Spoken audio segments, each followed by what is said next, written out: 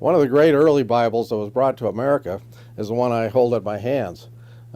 This was actually a Calvinist Bible. It's called Calvin on the Gospels, and it was owned by William Bradford, the leader of the Puritan sect after the death of Brewster here in America.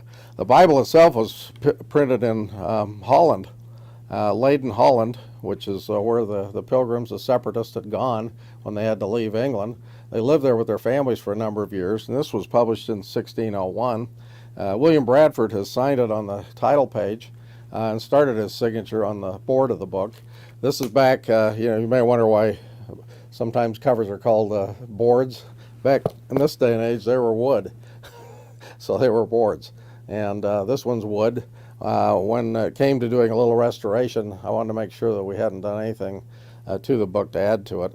And so I left the boards alone the way they are. But it's written in Dutch, it's published in Dutch, and was brought to America as among the books that was listed among the books belonging to Bradford and his estate.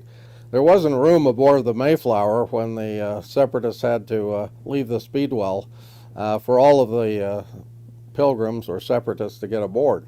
And Jesse DeForest, who owned this book originally, gave it to William Bradford at that point. Said, look, I'll get it when I get to America. Well, DeForest headed off a year later in another ship that sank, so he never made it to America.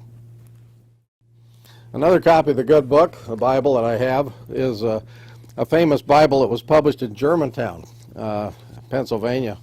One of the early printers was a German by the name of Christoph Sauer.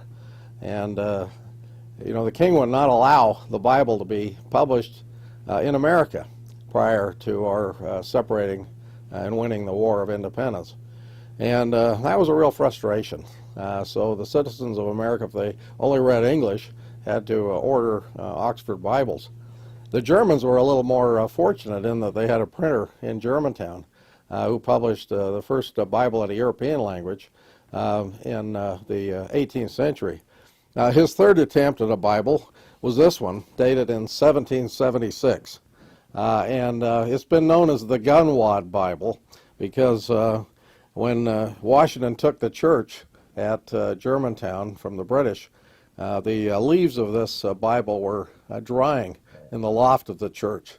And so many of the leaves were taken and used for gun wadding in the cannons. And so rather than save men's souls, they were used to hurl them into eternity. And consequently, there's only less than 50 copies of this book known to exist. This is one that came through the Grolier Club in New York years ago, and I was able to pick it up. But kind of an interesting survivor from an important year, 1776.